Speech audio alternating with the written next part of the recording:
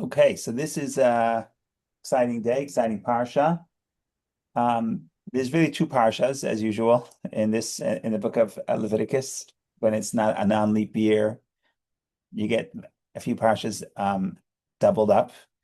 And here we have, I talked about this on Tuesday briefly, so on Tuesday, so I'm just going to repeat this very briefly, is that you have two parshas that seem very different, and each has a name. And really, on the surface, if you ask me, I would choose to flip the names. And therefore, it's telling the name of the parsha is very telling. So what do I mean? The first parsha, Acharei. Acharei is the parsha that talks about primarily the first half of the parsha is the laws of Yom Kippur. How do we get to Yom Kippur in the middle of Leviticus? I mean, we're going to have holidays next parsha. Next week is about all the holidays, the offerings of the holidays.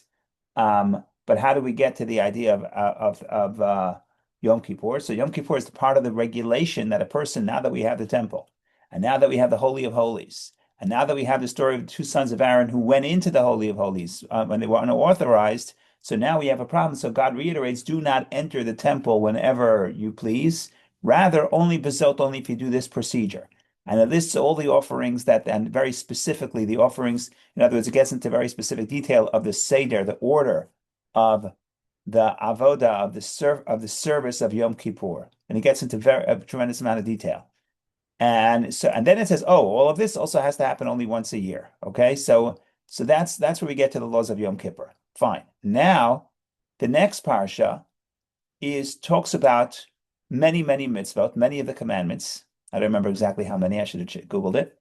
Many of the commandments, but what they mostly have in common, they're not necessarily related to priests. They're not related to the temple. They're general commandments of how a person should conduct themselves between people in daily life. And the famous commandment is in this week's parsha, V'ahavta l'reacha kamocha, love your fellow as yourself, which Rabbi Akiva says is the main principle of the Torah. And so many mitzvot of how to treat the poor, mitzvot of how to treat your fellow. And it's just regular civil life. Now, what's interesting is that the name of the parsha, the second parsha, is Kedoshim. Kedoshim to you, be holy. Right? So that's very telling, because if you asked me, and I suspect maybe if I asked somebody else also, that if you have these two parshas, one Yom Kippur and one is daily life, which one should get the title of the parsha, Kedoshim, holy? So in our mind, holiness is associated with Yom Kippur, because indeed Yom Kippur is holy.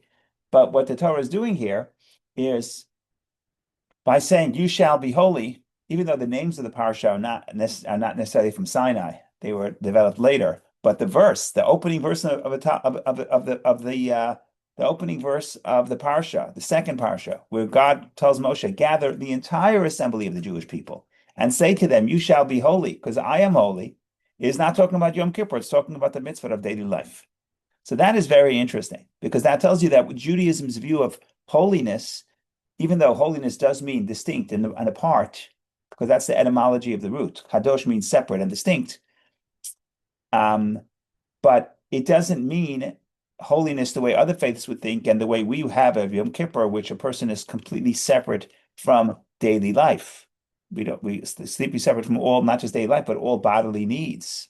We cease from on Yom Kippur.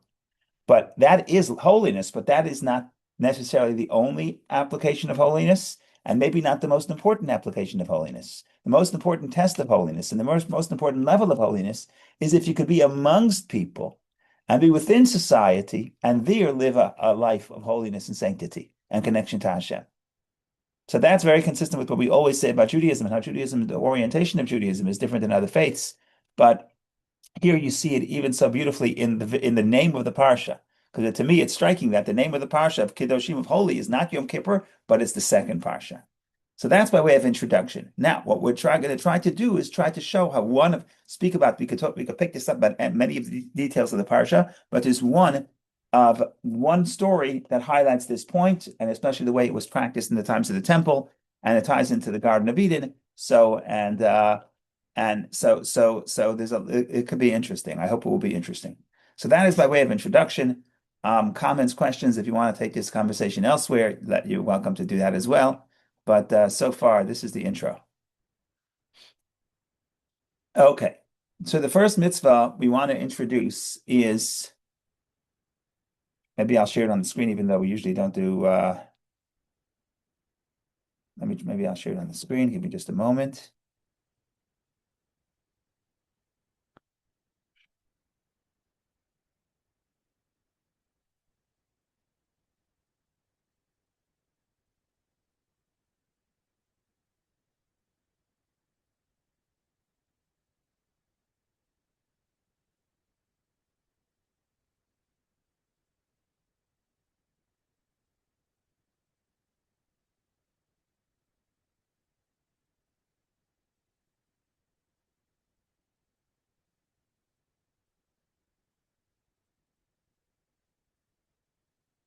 Okay, so this is in the chapter verse 23. So it's chapter 19, verse 23. It's the second parsha, and you see there's so many mitzvot to already treat parents, um, give to the poor, reap your harvest of your land. You shall not fully reap the corn of your field, nor shall you gather the gleanings of your harvest. Leave it to the poor.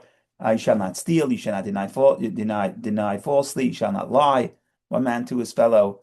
You shall not oppress your fellow. You shall not rob. The hired worker's wage shall not remain with you overnight until morning. Not to curse a dead person. So many mitzvot about between people. You shall not go around as a gossip monger. Don't hate your fellow. You shall not hate your brother in your heart. So many commandments between people. Not exclusively between people. You have kilayim, which is a mitzvah that we don't necessarily understand. Either way, we come to verse 23. And then at verse 23, we have the mitzvah of what they call arla. Arla means closed off, blocked off. So let's read. When you come to the land and you plant any food tree, you shall surely block its fruit from use. It shall be blocked from you from use for 3 years, not be eaten. So if you plant a fruit tree, you have to wait 3 years before you can eat the fruit of the tree. Now, if you want the technicalities, it doesn't mean 3 years from when it starts giving fruit. It means 3 years from when you plant it. Now, you may ask, when you plant a tree, it takes many more than 3 years to give fruit.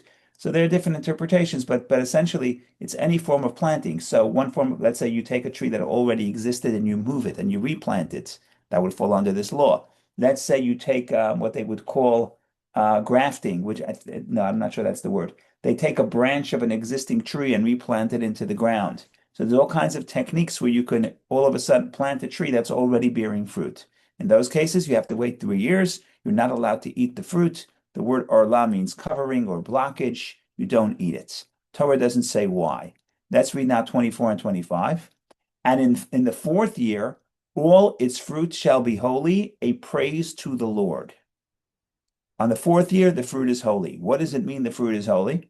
So, as the sages explain, maybe we'll open Rashi, maybe Rashi will help us. The sages explain there's a very interesting mitzvah that does not apply in this nowadays. We don't have a temple. The first mitzvah applies. The first 3 years, we don't eat the fruit.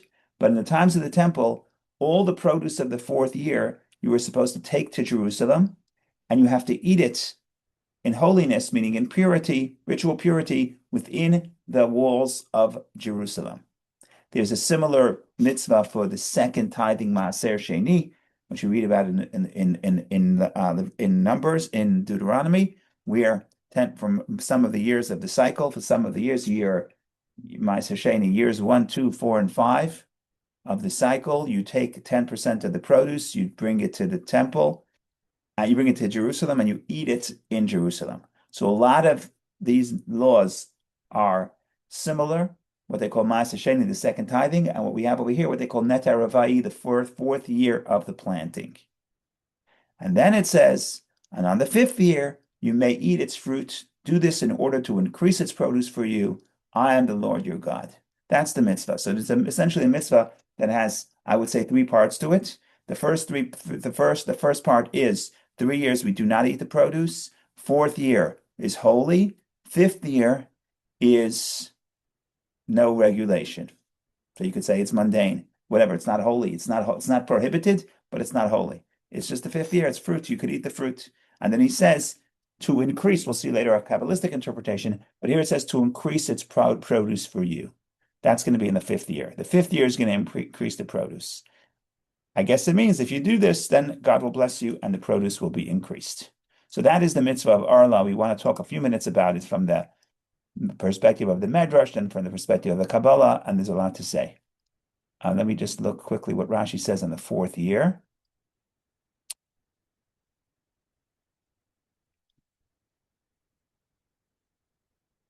On the fourth year, all its fruit shall be holy, a praise to the Lord. What does that mean? What does it mean the fruit is holy? So Rashi says, you want to know what this means, you have to look at other contexts in the Torah where the Torah says something is holy and treat it the same way. So says Rashi, just like the second tithe, concerning which it is also written, and every tithe of the land is holy to the Lord, in Leviticus 27, just as the tithe may not be eaten outside the wall of Jerusalem except after having been redeemed, so to this, see Torah Kohanim, this is the Medrash. And this thing is a praise to the Lord, for he carries it there to Jerusalem to laud and give praise to heaven. So that's what Rashi is interpreting two interpretations, two details of the verse. What does it mean as fruit will be holy? Holy means like the second tithing, which means it must be eaten in Jerusalem. And what does it mean praise to the Lord? He says, when you bring the fourth year's produce to the Lord, you are offering praise. When you bring it to Jerusalem, it's a form of offering praise. So I guess there is some interpretation and a reason for the mitzvah. There are other mitzvahs that the first thing we do, like bikurim, the first fruit we bring to the temple to offer praise. So this is similar, and it's the fourth year, and the fruit are holy, and we offer praise. So that is all wonderful. What a wonderful, beautiful mitzvah. Okay, fine. But if you notice, so why is this so interesting? It's interesting for a few reasons. Okay, it's interesting for many reasons, but this is an interesting mitzvah that has three parts, and in some ways, you could talk about this as the entire a spectrum of everything in this physical world. Because what you have here is you have prohibition, things that are off limits. You don't eat it. First 3 years are prohibited. Then you have the fourth year is holy, and then you have the fifth year is mundane. And in a way, every single thing in this world is going to fall into one of those three categories. So whatever you say about this mitzvah is not just about this specific mitzvah, but it's sort of a model to understand everything in the world around us. So hopefully when we get to the end, I'll circle back to this point. I'm not sure this is relevant to the Midrashic interpretation, but certainly relevant, maybe it is, but certainly relevant to the Hasidic interpretation. So that's the introduction. That's setting everything up. Go ahead, Bob, please. Rabbi, this kind of harkens back to Cain and Abel. I mean, Cain and Abel were told to bring stuff, to sacrifice, and there was no specific recommendations. And suddenly that's when all hell broke loose. Here we're getting very specific and defined. Is this because we're not capable of figuring it out ourselves like Abel did, or do we need bidyuk, all these fine, you Right. know, uh, these fine instructions, whether it be building the Mishkan or how to bring a sacrifice? Why the difference? Yeah, so this is a general question that you can answer from different perspectives, and whatever answer I'm going to give is going to give based on one genre. So I don't think there's one answer. There are different answers. I'll start with two. The one answer would be, like you're alluding to, that um, people before the giving of the Torah, they did certain things, and they served God in certain ways according to their understanding. And as we'll see, some of those things were successes and some were failures. And therefore, after the Torah was given, we're giving mitzvot that are responding to the human condition that we see in the book of Genesis. In other words, there are some theories that would say that if you look at almost all the mitzvot of the Torah that happened, the mitzvot really begin in the second half of the book of Exodus. So the first book and a half is stories. And then after that, there's commandments. Now, it doesn't exactly break down. There are some stories later, but some people would say that many of the commandments are responding to the stories. So the stories are sort of human condition. And then to address the human condition, we want to regulate life in certain ways. So that would be more the practical way of looking at it.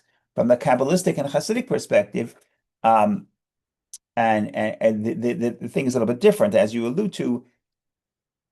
After the giving of a Torah, it has to be regulated by God. And why so? So this is a broader point that at some point we should delve into, but I'm going to take a minute to discuss this.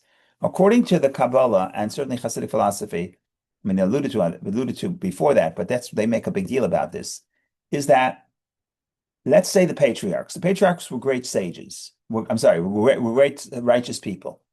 And when they serve God, they are reaching tremendous spiritual heights. Maybe certain spiritual, maybe not, maybe definitely greater heights than we achieve. Avram was the embodiment of the love of God and kindness to other people, and we can only hope to model some of his devotion to God. And the same with the other patriarchs. Nevertheless, they had a glass ceiling that they could not break. What's the glass ceiling? The glass ceiling is that no matter how great a person is, the creation cannot um, go beyond their source. Right, there's this, when you have water and you want to pump water. So if you raise the water is basically just going to go back to it's the site of its original height. And then if you want the water to go higher, you have to pump either pump the water on the second edge or the first edge. In other words, you have water towers, and the point is to raise the water so then the water will now go again to that level. In other words, the point I'm trying to say is you can only elevate yourself to where your source would be. That's the visual. So Abraham could be the greatest righteous person, but there is a cap, there's a glass ceiling of how much a person can reach. And the Medrash says, and again, Hasidic philosophy runs with this and talks about this all the time. The Medrash says that before the giving of the Torah, there was a cut, and there was a separation between heaven and earth. And what happened at the giving of the Torah, more than a specific commandment, do this or do that, but more radical than that was that the divide between heaven and earth was severed. The separation is severed. So in other words, he brings a parable. The Medrash says, once upon a time, there was a king who said that people from Rome shouldn't go to Syria, people from Syria shouldn't go for Rome. That there was a closed border. And then one day he comes and he says, you know what? The one from Rome would go down to Syria, Syria will go up to Rome, and I'm going to be the first one to break the border. And the Medrash says that's exactly what happened. In the beginning of creation, it says, and this is a quote from the book of Psalms, Hashamayim Shamayim La Hashem. Heaven is the heaven for God, and earth was given to people. But once the Torah was given, more than a specific commandment, that's secondary. But the big accomplishment is now God descends on Mount Sinai. Elyonim, the higher planes come down to the lower planes. And also Tachtonim, the lower planes go up to the higher planes. So God says, I'm going to descend on Mount Sinai. And then the Medrash says, and then God tells Moshe, Del Moshe Amar, to Moshe, he said, Alei Elohim, ascend to God. So God comes down, Moshe comes up. Rome goes to Syria, Syria goes to Rome. So in other words, there's a natural, before the giving of Torah is a glass ceiling. Glass ceiling is you can only achieve that which is in your potential. You can't do something that's not human. There's only so much you can do. You can't, there's limitations to what you can reach. With the giving of the Torah, you could connect to you can connect to God and transform yourself to a level that's even greater than your potential, not because you're so great, but because God descended, because God comes down and God makes himself accessible. So it's a total different story. So if Jacob put on tefillin, which he didn't, but the Zohar says that what we achieved through tefillin, Jacob achieved through the rods that he had in his father-in-law's home with the sheep, and that was what he was trying to do there with the colors was to achieve the same spiritual thing that we achieved through tefillin. That's what the Zohar says. Okay, it's wonderful, but what we do and what he could not do is we could tap into the essence of God that is beyond creation. And the only reason we could tap into it is not because we're so great, because he was greater than us, but because God descends, God makes himself accessible. Now, since the way we can achieve the essence of God now is because God made himself accessible, so all of a sudden, all the details matter. Why do the details matter? Because the details matter because God makes himself accessible. He says, if you do this, I'm here. But if you don't choose to go to where he is, you choose to go somewhere else, it's very nice. You could feel spiritual, you could feel connected. It's a great thing, but you're not accessing him in a way that he made himself available. So that's from the Hasidic perspective, that's why all of a sudden, post the giving of the Torah, the details, not only they matter, but they're critical. Because if you don't have them, if you're not speaking to God, you have to meet God on his terms. Because if on our terms, that's wonderful, but that's like the patriarchs. But if you want to be like post the giving of a Torah and say, God is accessible, why don't you go to him? Then you have to go to where he is. Well, he is in the restaurant. I'd rather be in the library. It doesn't matter where you want to be. If you want to meet him, you have to meet him on his terms. So that's a very general point. I'm not sure if I made it better or worse. No, That's you did make it better. It's just that, it's sort of like raising a child. If you tell them every day where to go, how to eat, what to do, they never yeah, grow. And right, we've right. said in many of our classes that uh, part of Judaism is to have the individual figure it out for Yeah, themselves and grow. and Yes. aspire towards heaven. Yeah, I agree with you. But part of growth is first of all learning from other people's mistakes, and we're going to see it. That plays a role in this mitzvah. And also part of growth is even when you raise children, hopefully there are boundaries. In other words, you have to say this we don't do. We just don't do this, and this we do occasionally. But most of life is neutral, which is that's where free choice plays out. No, it's free choice also decide. Free choice is different. Free choice, in other words, you decide not to do what's evil, but what's negative. But if you're a parent, you want your child to have choice, but there are parameters to that choice. I mean, of course, the child that when they get old enough, they have enough choice. But you could say, in our view, this is immoral. This is not consistent with the values of this home or our tradition, right? So that's prohibition. And then you have, by the way, we do some certain things that are holy. I don't know, on Yom Kippur we fast. Okay, fine. So those are what we do. But what about the rest of the 364 days? Okay, that's the model. In our model, that's the fifth year. So the first 3 years is the model of prohibition. There are certain things, if you're educating children, even if you're teaching them to listen to their own voice and follow their own heart, but you are teaching certain values, 10 commandments, killing is wrong, stealing is wrong. You are hopefully indicating that certain things are negative. Of course, it's the child's, the adult child makes their own choices. But as a parent, the job is to say this is negative, this is a positive, this is good, this is holy. But that's not most of your life. Most of your life is in the realm of call it gray or call it neutral, call it what you want. We're going to give our own terms later. But the point is in this model, so first 3 years is prohibition. Year 4 is holy. Year 5 is eat your fruit. Which fruit should you eat? Up to you. What should you do with the fruit? Should I sell it? Should I store it? Should I trade it? Should I? It's up to you. Do whatever you want. There's no regulation. So there's plenty of life, even though Torah, there's so much regulation, which there is. But if you think about it, most of life would fall into the category of year 5. By the way, it's not just year 5, it's year 5 and on, right? It could be to 500 years that the tree is going to give produce, right? So that's just the ratio of things that we say holy, bad, holy, neutral. If you see what yeah, I hope that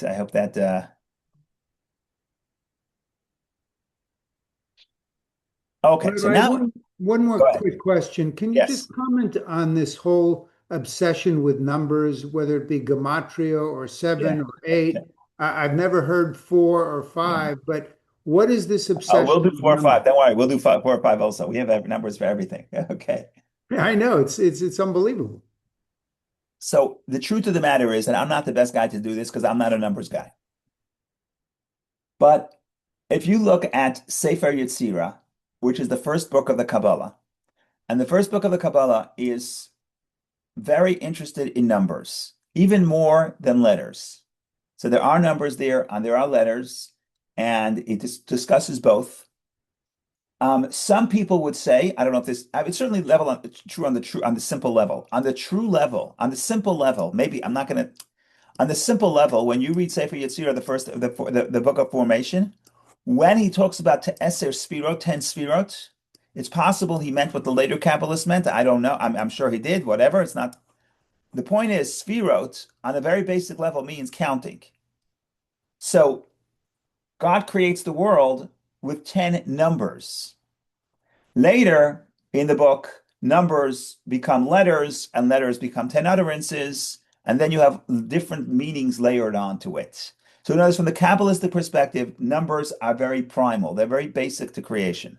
Now, mathematicians and physicists would agree that numbers are embedded in the bedrock of existence.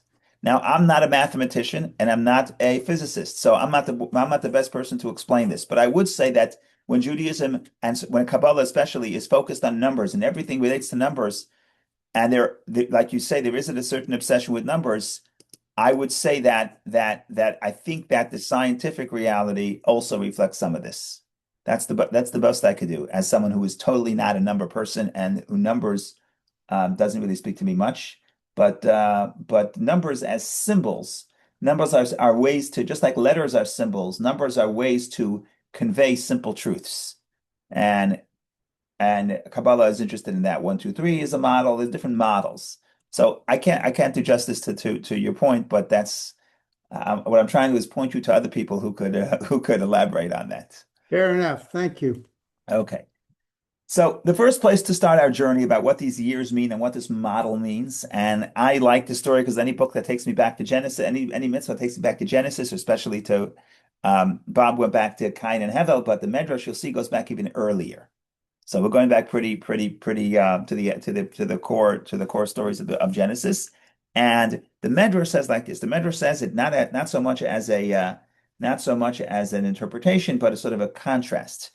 And the Medrash says, "Who?" This is an expression of who would reveal the earth from your eyes. In other words, Adam is dead, Adam is buried. But as an expression, could you imagine if Adam could come out and see what's happening, and see the amazing feat of the Jewish people?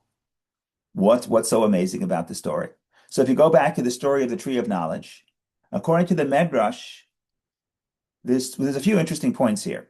Okay, according to the Medrash, the prohibition against the tree of knowledge was only supposed to last for 3 hours because Adam was created Friday afternoon, and the prohibition was told to him later after he was created because he did other things before he was created. He named all the animals, etc. And then 9 hours into the day, God says, you know what? Okay, don't eat of this fruit of the tree of knowledge. Now, according to the Medrash, there's different interpretations of what species of fruit was the fruit of the tree, was the tree of knowledge. What species of tree? There are different interpretations. This Medrash follows the view that it was the vine, it was wine, it was grape.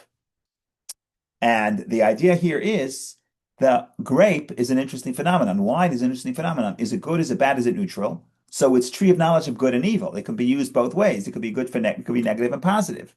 And what God wanted is that the wine should be reserved for Shabbat. And once Shabbat would come, the tree of knowledge of good and evil, the wine would not be a prohibition, but it would be something holy, a way of serving God. And Adam could not withstand the temptation for 3 hours. That's what the Medrash says. And the Medrash implies that your children, not only do we wait 3 hours, but we wait 3 years. That's what the Medrash says. Now, the Medrash doesn't exactly clarify what it's saying, because it could be understood to mean this is the reason of the mitzvah. Okay, I think so. But it's not, we're not just contrasting to Adam. In a way, what the Medrash is saying is, if you want to understand why we do it, right, this is really reason for the mitzvah. This is a correction. It's not, wow, we're better than Adam. Okay, we're so great. Okay, I'm sure in some ways he was better than us, in some ways we're better than him. That's all fine. But we're not here to say we're better than you, we're stronger than you. We're here to say, in a way, that when we have this mitzvah and when we keep this mitzvah, we are correcting the sin or the failure or the failing of Adam. And somehow this mitzvah is going to correct that. So that opens us some interpretation to say what exactly was the story there with the tree of knowledge, and how does that help us in our service of God in the second parsha of the Torah? Because the first parsha of the Torah is easy. First parsha of the Torah is Yom Kippur, holy. Second half of the parsha, prohibited relationships, negative. Okay, what about all the neutral stuff? Most of the neutral stuff is in the second parsha. So if we want to understand how to use this neutral stuff, how to use the wine of life, we want to look back to Adam, look at his failing, and see how we can correct that failing, and then bring the holiness. So that's the Medrash. I also want to save a few minutes for the Hasidic interpretation, and then I have to leave a few minutes early, maybe at 10 to 11, but I think we have enough time to put all the pieces. We'll keep placing pieces of the puzzle on the table, but I think we have enough time later to string all the pieces together and make the beautiful picture, which is this beautiful mitzvah. Go ahead, Vicky, please. Oh, thank you, Rabbi. So the first three is like a representation of this three, like a model of three, right? Going back to Bob's question about numbers. Yeah. So Yeah. the binary is the choice that's presented, and three is actually where you make the choice. So, and the hardest choice you can make is to withdraw, right? Right. So usually three is that. In here, you're going to have to say a little bit different because all three are negative. 4 is holy, and 5 is neutral. So on the Kabbalistic model, we'll work this out. But I agree with you. Usually the normal model is that the three is binary is 1 and 2, and 3 is what sort of either combines them or makes a synthesis. And that's what we usually say, like the days of creation, day 1, 2, and 3. Day 1 is God's perspective. Day 2 is the separation between heaven and earth. So it's a separation between the divine perspective and the human perspective. And day 3 is the bridging of the two, which is the human being, the earth, which now the human being could be on the earth, and now the human being is some form of hybrid, right? So that's what we usually say. But we're going to have to expand the model because in this case, 1, 2, 3 is negative, 4 is good, is holy, and 5 is neutral. Okay, so why is 5 after 4? Yeah, so I'm just trying to say, yeah, we're going to have to expand. We're going to have to expand the structure a little bit to fit what we're trying to say. So it's gonna expand this a little bit is what I'm trying to say. But I agree that usually 3 is the most powerful number in Judaism. Torah points out that the Torah was given in the 3rd month, and it's given by the 3rd day of preparation, and it was given a Torah of 3 parts: Torah and Ketuvim, Torah writings and Torah prophets and writings, and through Moshe, which is the 3rd one of his son. So the Gemara makes a whole big deal about this 3, 3, 3, 3, and the whole idea is Torah is synthesis of heaven and earth, and 1 is heaven, 2 is separation between heaven and earth, and 3 is bringing the two together. So that's the convention. That's the conventional model, which I love. But here it's going to have to take a little form. So we're going to have to say hopefully we'll explain what the model here is with the 3, 4, 5. Beautiful, beautiful. So the 3 here is the conclusion of the choice. Kind of, it's representing the choice. Everything is choice because just because something is negative, it doesn't mean that. And then put you this way. There's two. When you say choice, there's two parts here. One choice is, should I engage in negativity? That you always have the choice, right? But I would call that subjective choice, a choice about what I should do. That I always have. But if you want to talk about from the Kabbalistic perspective, objective choice, then I don't have choice. This is unholy. That's not up to me. This is holy. That's not up to me. But then there's a tremendous amount of the world which is up to me. And especially if you learn Tanya chapter 7, it's very much up to me whether or not this object, this coffee, whether or not this coffee, you see, a little bit left, whether or not this coffee is holy or unholy, that's my choice. If I drink it and then go rob a bank, I say, wow, now I have power. Now I'm excited. Now I'm going to rob a bank. Then what I did, I took that energy and made it unholy. If I drink it and say, you know what, now I have to study some Hasidic philosophy, then I elevated it. So that's the highest level of choice. That's choice where it's not just choice what I'm going to do. That's okay, that's subjective, but I'm saying that always remains. When you say first 3 years are negative, 4th is holy, and 5th is neutral, I can always decide to do whatever I want. I can decide to check out and eat my food in the first 3 years. That's fine. It's a choice. But it's not a real choice because the real choice means it's not up to me to change the objective reality of the energy of this product. But then you get to year 5. Year 5 is where the choice really plays out. Because year 5, now it's up to you to how you're gonna so in some way the real arena of choice is in the mundane. Right? Now, again, there's other forms of choices. I could choose between good and evil. Yeah, but that's only what I'm gonna do. It's choice of what I'm gonna do. But who decides what the Kabbalah says? Because this is very radical stuff. Because usually we think of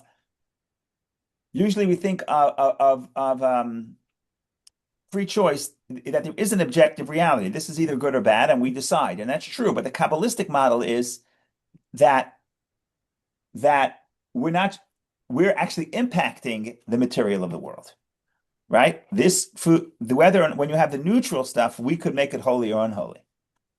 Right? So that has a lot of ramifications. I didn't mean to go here, but yeah. Okay. A few minutes left. We'll do 2-3 more minutes on the Medrash with Adam, and then we go back to the Kabbalistic Hasidic model. / Hasidic model. Okay. What is it telling you that it says that something wine is bad?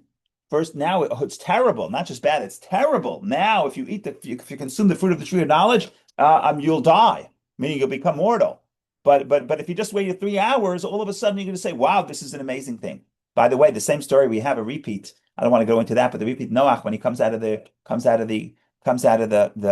ark, the first thing he does is he plants a vineyard, and it has negative ramifications. And the commentaries explain there's different interpretations. There's vayichel, he began, or he became mundane. There's different ways how to read that word. Vayichel can be either chol, mundane, or vayichel, he began. Some people would say it's the same idea. Of course, you should plant a vine, but that's not the first thing you plant. So in other words, the problem was it was too premature. I have a new interpretation that I thought of a few days ago, and I think it's really good. I'm going to say it here just for the fun, but I'll come back to it some other time. That wine, the idea. Oh, are we talking about? I was talking with somebody about the idea of wine is trying to create community. And that's why the Sages Institute, when you eat together, you bless God as a group, because in the Torah it says you bless God as an individual, but you bless God as a group. And in the Mishnah, it's over wine. So today, everyone does wine when you have 10 people. But the letter of the law is even if you're 3 people, and there's a Hasidic custom, even if one person's a little tricky, it's the opposite of what I'm trying to say. So I'll put that aside here. But 3 people, for sure, you bless as a community and you have wine. And I was saying that wine brings people together. And the sin of Noach is that he drank wine alone. Had he drank with his children, he wouldn't have the problem. So the same wine could be a way of transcending the self. But what are you doing with that transcendence? If you're connecting with other people, it's holy. If you're in yourself and transcending self and escaping, but that's moving you away from the people around you, then the ramifications will be negative. So the tool to transcend, the tool to connect, if you're not using it for its intended spiritual purpose, because transcending the self and connecting to others is a spiritual experience. But if you're not using it for its intended purpose, then it could become counterproductive. But that's just not really related to what I want to say, but related to the idea of Noach going first. Okay, so what's the idea here? The idea is very simple. The idea here is that if you could say no, then you could say yes. In other words, it's a very simple question. A person is in this world and has responsibilities and he has assets. It's a very simple question. The question is, am I controlling my assets or are they controlling me? It's like the Ethics of the Father says. I think we read it last Shabbos, the second week. I think it was last Shabbos. The more assets, the more worry. And some people have a lot of assets, but they're worrying about it all day. Like someone tells me, they say, you know what they say? They say, what's better than having a boat, your own boat? The best thing that better than having a boat is having a friend with a boat. Because when you have a boat, and I speak to people who have boats, it's a whole thing. They have to use it. Every weekend they have to use it. And it's like they're planning the whole summer around the boat. And it's like, oh, 1 second, am I serving the boat or is the boat serving me? And it's not just the boat, but to me, it's everything. It's everything. It's everything you have. It could be done in 2 ways. It could be my cell phone. Am I serving it or is it serving me? If I'm serving it, if I'm worrying about it, assets are here to give me peace of mind so I could study Torah and be a good person. But if those same assets now make me worry at night, I can't sleep at night because I'm worried about the stock market, then it's enslaving me. So every single thing in this world could either be I'm serving it or it's serving me. And the test, what's the real test? Nobody knows the real test. You don't know. You could delude yourself. The real test is if you could say no. If you could say no, the people, God forbid, the addicts, they say, oh, if I wanted to stop, I could stop. And is that true? There's no way to know until you try to stop, right? So the idea here is if you say no, then when you say yes, you're in control.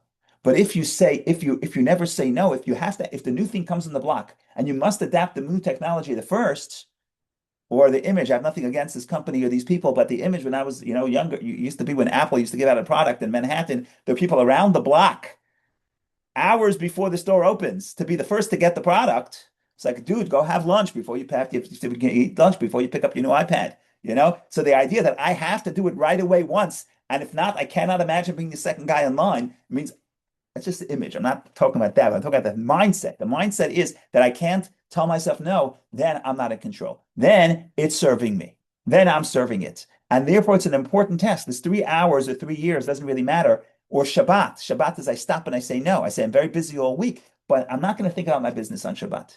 I'm not going to answer my email on Shabbat. I'm not going to do this. You say, the point is no. The point is to make the statement and show who's in control. And if I'm in control, then even the rest of the week when I do use it, I'm not going to use it in the same way. Because now I'm using it for my purpose. And it's not enslaving me, even though it's designed to enslave me. So that's what the Medrash seems to be saying. This difference of whether or not I could say no first. If I can't say no first, that's then the tree of knowledge of good and evil. Then the negativity is in control because I'm the product. It's using me. So that's a little bit about the Medrash. Now I want to move to the Hasidic interpretation. The Hasidic interpretation would say that you have three. The number 3 in some contexts is negative because we say there are three negative klipot. When you read the Tanya and you see what's based on the Zohar, but you read in the Tanya periods on the Eitz Chaim, But you read the Tanya, you see there are three negative klipot, and why there are three, I'm not 100% sure. I think it's the three lower worlds, because there are four spiritual worlds. The highest is Atzilut, but then there are four lower worlds, and the lower worlds, by definition, in some way, what a world is its own identity, separate and apart from God. So you have three spiritual worlds until we get to our world, where the awareness of God is concealed more and more. But even the highest of those three in Bria, the world of creation, there's already something that's separate and apart from God. And in a way, that's the source of negativity. And then you have Yetzirah, it's formed even more. So it's crystallized, this entity is crystallized, and Isiya is action, the physical world. You don't see God's presence. So the number three would be the three lower worlds. And that gives room for unholiness. But then number four is already holy, because number four, you have the four letters of Hashem's name. So Yud Kei Vav Kei, Yud Kei Vav Kei is the four letters of Hashem's name. And if you want, once you introduce the number four, you're talking about the fourth world, the highest world, the world of Atzilut. The world of Atzilut, it is a world. It's a paradox. It is a world because there's limitation and there's definition. But if you're in that plane, you don't sense that the world is apart from Hashem. You sense it that it's an expression of God's power to create. So the fourth year, what is holiness? What's the difference between mundane and holy, or negative and holy? Negative and holy would be, negative is I feel disconnected, and holy means I'm not in the highest world, because the highest world, the intensity is too great. But in a sense, I'm in the highest world. I'm in the sense I'm in a space where this physical experience, or even myself, or even the world that I'm looking at, I don't sense it as a part of Hashem, a separate and a part of God, but I feel it as an expression of Hashem's power. So the unity of Hashem is everywhere. Like we say in the Shema, Hashem Echad. I sense the oneness of Hashem everywhere, because everything is an expression of that same oneness. So that comes with number four, because that gets me to the four letters of Hashem's name, and it gets me to the fourth world, the highest world. That's where number four comes in. And then the Kabbalah says, and we can go through the Kabbalistic model. I don't want, the fifth is four letters of Hashem's name. 1, 2, 3, 4. The first is Yud. Kabbalah talks about that even higher than the Yud is an interesting letter, because of all the letters of the alphabet, it's the least defined. It's just one dot, right? Let's say Hey is expansion, right? It goes across and it goes down. So there's width and there's length. And every other letter, there's some expansion of that. In other words, one way to say it, every letter of the alphabet starts with a Yud and then is expanded, right? So the Yud is the core of everything. So Chachma, let's say the flash of wisdom that later is expanded, is that Yud. So Yud is the highest level. But the Kabbalah then says, on top of the Yud, especially in the Torah, there's a Kutso Shel Yud, there's a dot on top of the Yud. In other words, the Yud itself, the Yud is just a very small point, but the Yud itself has, if you look at the Yud, it has three parts, and the dot on top of the point, that is greater than the Yud. Because wisdom, so we want to talk more practically, wisdom is chachma, the flash of wisdom. When you get an idea, that the creative idea that falls into your head, that's chachma. Where does that come from? Where does the idea fall into my head? In other words, the flash of the idea, that's chachma. Once I get an idea, the creative process is wisdom. But what's the source of the creative process? Undefined, that's the soul itself. And the soul itself you can't define. You can't even define it as a yud, because the yud is already a picture. It's a small point. It's the point. And then the point is expanded. Chachma is expanded to bina. But the point is, the point above the yud is, in a way, that's the essence. Now let's go back to our model.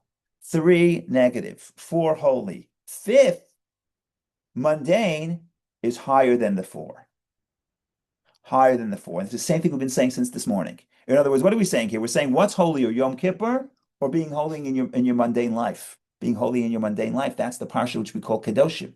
In the model of 3, 4, 5. 3, we're going upward. 5 is not a downgrade. If you ask me, I would say unholy, neutral, holy.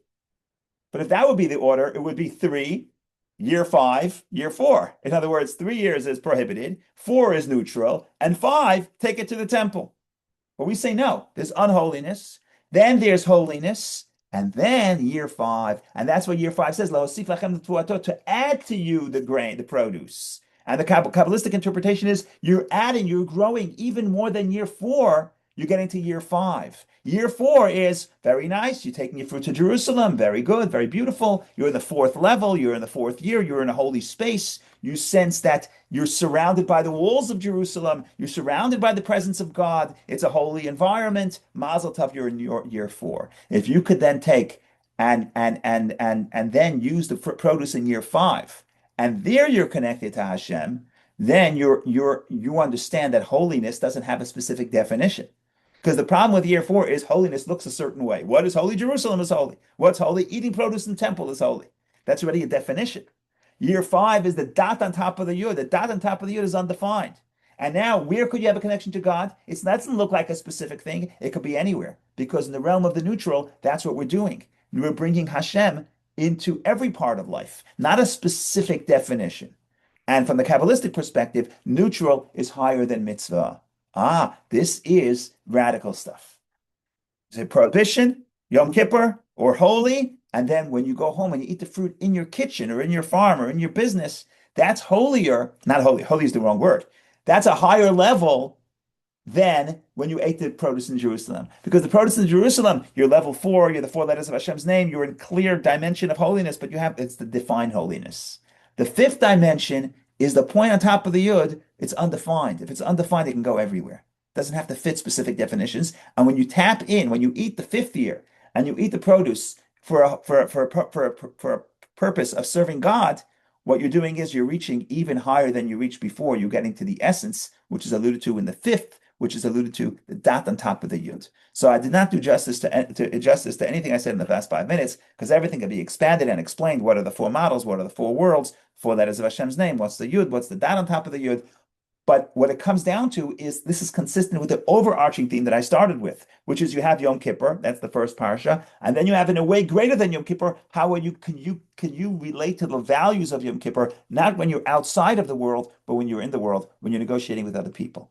And then we say the Kabbalistic model is if you do that, you reach level 5. And level 5 is undefined. Because it's undefined, because it's too great. And therefore it doesn't fit definitions, therefore it can go wherever you want to go. Go ahead, Vicky, please.